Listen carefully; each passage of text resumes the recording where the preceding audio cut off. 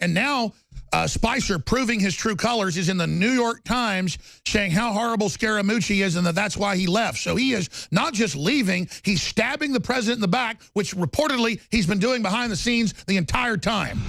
We have reached the great crossroads. Humanity is awakening.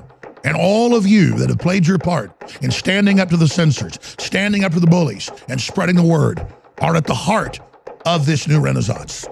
That's why, for myself and the entire InfoWars crew, I want to salute you all for what you've done in the information war and what you've also done on the streets peacefully. And why I'm asking you now more than ever to redouble your efforts, because victory is within sight. It's Friday, the 21st day of July, 2017. We have a loaded raft of informative guests today. I'm going to work on getting Roger Stone on as we speak, because Mr. Scaramucci is next in line to be communications director at the White House, and that's the word, is that he's who's being looked at to be announced probably next week. After Sean Spicer just resigned, the news was announced 2 minutes ago. So that is breaking. Sean Spicer resigns as White House press secretary. The embattled press secretary, Sean Spicer, the White House press secretary, resigned on Friday morning, telling President Trump he vehemently disagreed with the appointment of the New York financier Anthony Scaramucci as communications director. So I guess that's going to be announced.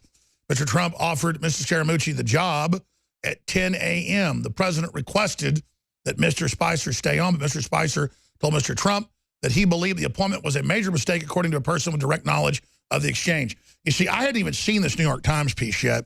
I just knew the inner workings a few months ago and a few weeks ago from my sources that Scaramucci was being looked at. I just learned it during the break when they just said, boom, on Fox News that the resignation had come. They pulled up the New York Times, who's always got their ear to the ground. And I guess the word is from Spicer, who's constantly leaking information to anybody that'll listen, that he doesn't like Scaramucci, who, by the way, they would do stuff in the last 6 months like come in and say, the president has fired you, get your stuff and get out. That's what Reince Priebus would do. And then Scaramucci would call some of his confidants and they'd say, don't go. Say you want to meet with the president or do you want to see it in a letter? And then the president would be like, I didn't fire Scaramucci. And Scaramucci the whole time has been giving the president accurate intel on what they're planning. And that's why the globalists are completely panicking right now, because they're getting rid of the people they can't trust, that are rhinos, that are neocons, that are playing both sides, that are scared, like Spicer hiding in the bushes when Trump fired the FBI director. You don't need people that are hiding in the bushes having panic attacks and drinking gallons of vodka on the job. Spicer reportedly has a little refrigerator full of vodka that he's imbibing in quite a bit. And I don't want to sit here and attack Spicer, but I know all this stuff about Spicer from multiple sources, and I never released any of it because he wasn't publicly going against the president. But Spicer is showing his hand now, jumping ship publicly, because Mueller, who 98% plus of his donations from his law firm are to the Democratic Party and to Bill and Hillary Clinton. Yes, he was appointed by George W. Bush, who's a globalist, covered up the Saudi involvement in 9/11, covered up so much. And so that's the bottom line of what's going on behind the scenes, is that Scaramucci is a Bannon constitutional patriot. And they have been trying to shut him down and get him fired since day one. And repeatedly, they would leak stuff trying to get Scaramucci in trouble. And so this is a very good sign that when they tried to put Scaramucci over Spicer, that he flipped out and left. The moles are being exorcised from the host. Anthony Scaramucci expected to be named White House communications director. And I heard this months ago, and I just kept my little trap shut. And boy, I tell you, that just proves how good our sources are. That is amazing. Guys, they've got my cell phone. The crew does, because Dew was downloading videos I shot this morning. Please get me my phone, because I need to call some of these sources during the next break. I need to call some people I have pretty close to the old White House, leave it to you that way. But wow, because I heard this months ago, and I thought that it was a bit fanciful, because if this happens, and this is accurate, it means the other stuff I was told was accurate, and these sources have only been accurate. I mean, some of these sources are as high as you can go in the executive branch. I'll just leave it at that. The media knows that. Doesn't like that. But this is such a good sign. Trump is so real. This just boggles my mind how real he is, how amazing he is. Let's get Cernovich on to pop in. Let's get Roger Stone. I know you guys have been calling him for 10 minutes. He hasn't been answering, but I need to get him on immediately. And I need to talk to him. He's already on. He was already on at 12:30, huh? Just get him on now. Get him on now. He can come back on at 12:30 too, because he'll know more then. Because I need to talk to him during the break too. I don't know. He's one of my sources, obviously, but I've got 4 others. I'm just going to leave it at that. And they've all said the same thing about this internal battle going on. But I want to be real careful about how much I release. And Roger is officially working here. He'll officially be employed by InfoWars as a contractor, I guess is the term, August 1st. Hey, buddy, I'm live on air right now. I've got you on air. I know you're on at 1:30 your time, 12:30 mine, but can you pop in right now about Scaramucci and all this? Sure. Can we do it by phone? Yes, Nico will call you right now. All right, I'm ready. All right, thank you.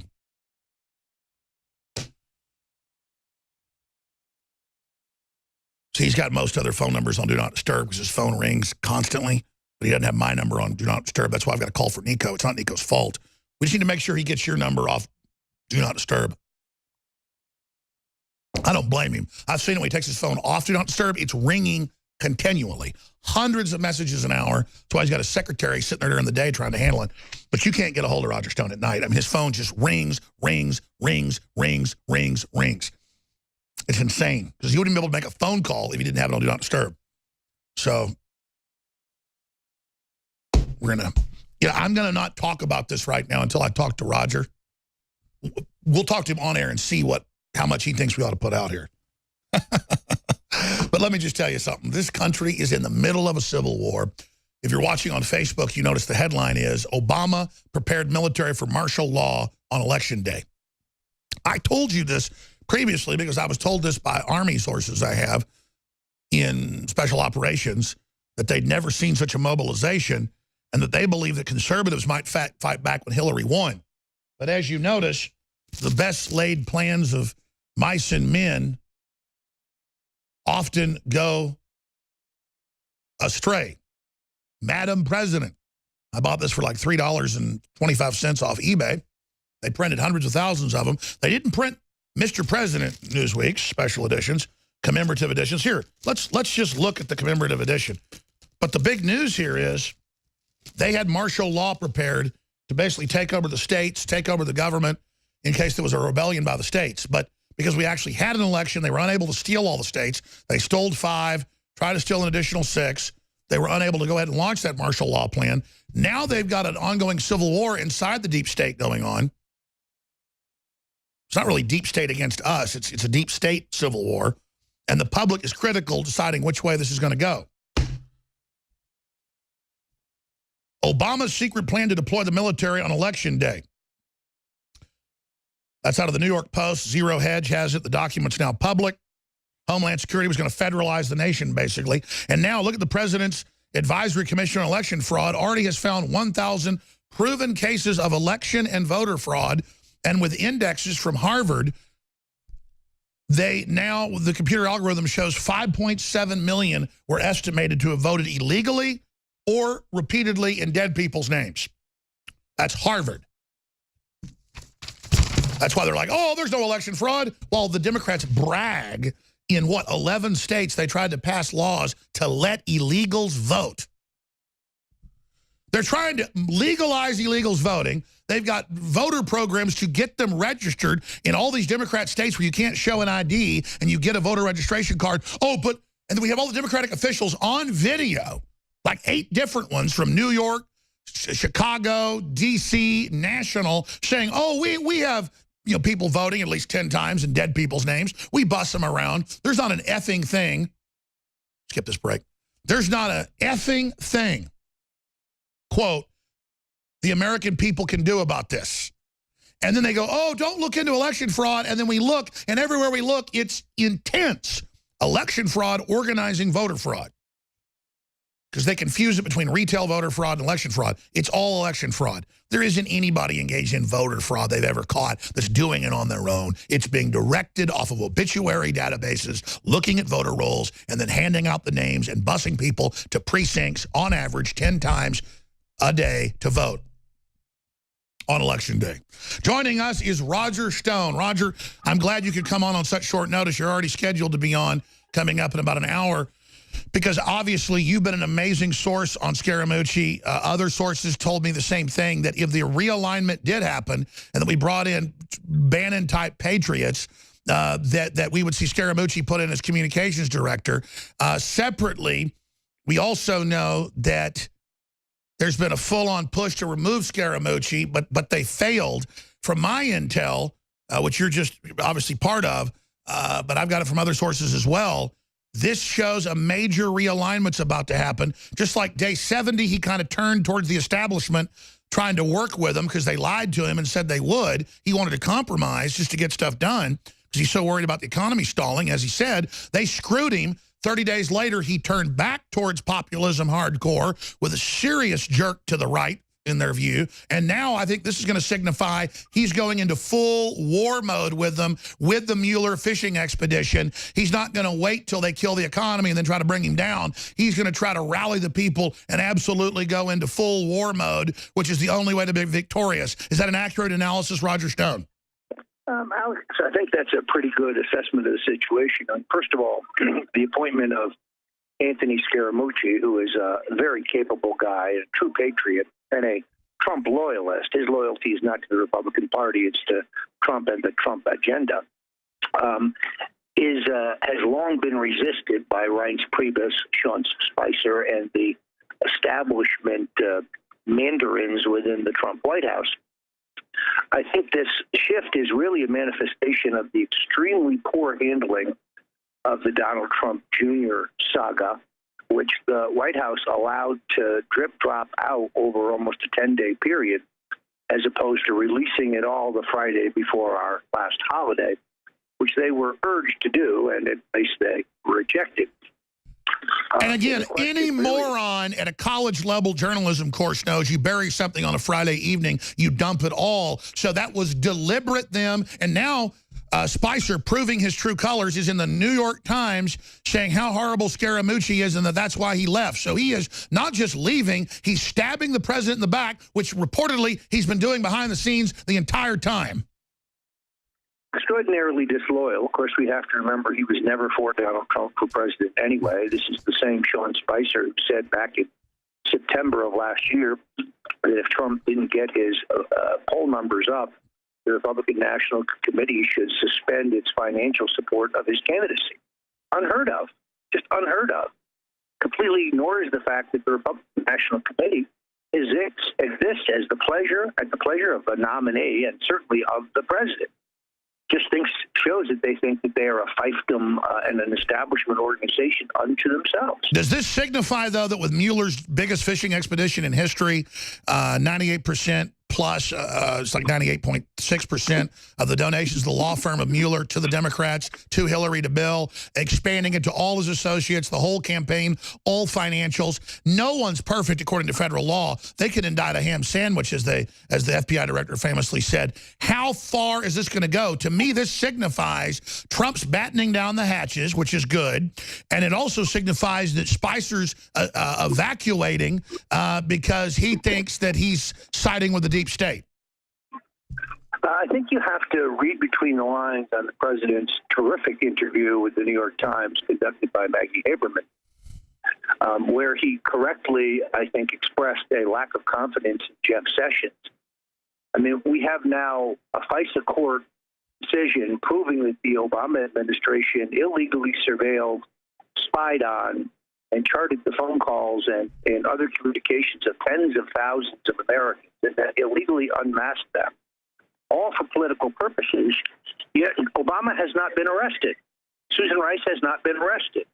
James Clapper has not been arrested. And you've got Hillary with all the illegal servers, all the uranium, all the Chinese Russian deals, and they're completely dirty, caught red-handed, and they point at Trump, who's done nothing wrong but tried to find dirt on Hillary and say, remove him. You're right, he's got to move against him. Here is the president, surreptitiously, again, I guess recorded by the New York Times, but here it is. Sessions gets the job. Right after he gets the job, he recuses himself. Was that a mistake? Well, Sessions should have never recused himself. And if he was going to recuse himself, he should have told me before he took the job, and I would have picked somebody else. Mm-hmm. He gave you no heads up at all in any sense? Zero. Okay. So Jeff Sessions takes the job, gets into the job, recuses himself. I then have, which frankly, I think is very unfair to the president. How do you take a job and then recuse yourself? If he would have recused himself before the job, I would have said, thanks, Jeff, but I can't, I'm not going to take you. It's extremely unfair, and that's a mild word, to the president. So he recuses himself. Now, let's be specific. This is one of the most important things I've ever said, so please listen carefully, listeners. This country's gotten run into a ditch by people covering their butts, CYA. We're going into entropy. We're going into collapse. And I like Sessions. He's been an honorable man. He killed open borders and globalism 4 times in the Senate when they were trying to pass bills secretly. I like Sessions, but judges don't recuse themselves unless they've got a conflict. He doesn't have a conflict. He never did anything. He got bullied and intimidated in CYA. And if the Republican Party keeps doing their old CYA, the Democrats are going to overthrow the entire system and bring in martial law, as is in the New York Post and the Atlantic Monthly. They admit they know they've lost the mind of the people. They admit they've committed all these crimes. They're going for broke. They're cornered rats. You can give them no quarter. Roger, I'm ranting. Recap about Scaramucci. Recap what this really signifies with Spicer. Recap why you think it's good that he's exposing what's happening with Sessions. And I totally agree. He's got to go all out now while he's still got the people behind him, or they're going to bring not just him down, but this country. This is America on death watch, with the Democratic Party allied with Orthodox radical Islam, anti-God, anti-Christian, anti-family. They mean to finish us. We must now finish them. Stone. Alex, I think it's very important people understand the ramifications of what we're talking about. When Jeff Sessions recused himself on the question of Russia, that empowered the Deputy Attorney General, Rod Rosenstein, who then turned around and appointed one of his best friends, Robert Mueller, to investigate the president. Rosenstein has worked for the Bushes and the Clintons. Why he's even in the Trump Justice Department is a question of some know. Wall Street Journal hailed his appointment, saying that he would be a leavening influence on the right-wing Jeff Sessions. Give you some idea where this guy's coming from. He, based on his own authority, directed by no one, appointed Mueller as a special counsel. In other words, as the executioner. Now, normally, special counsels are appointed when there is an enormous wealth of evidence that a crime has been committed. AKA the Clintons. In this case, there is none. And also when the Justice Department has some egregious conflict. Jeff Sessions met twice with the ambassador to the Soviet Union, and you couldn't even call them meetings. He met him, he passed by him in a reception, and they exchanged words. And that's what senators do. Particularly senators who are members of the Senate Foreign Relations Committee. It's part of their job. Pelosi met 30-something times. So in this particular case, the reason we have Mueller, the reason we have the sword of Damocles hanging over the president's head and this leftist plot to remove him despite a absence of evidence is because Jeff Sessions recused himself. Simply that. We would not be where we are today were that not the case. What the president must do now is to fire Rosenstein and fire Mueller.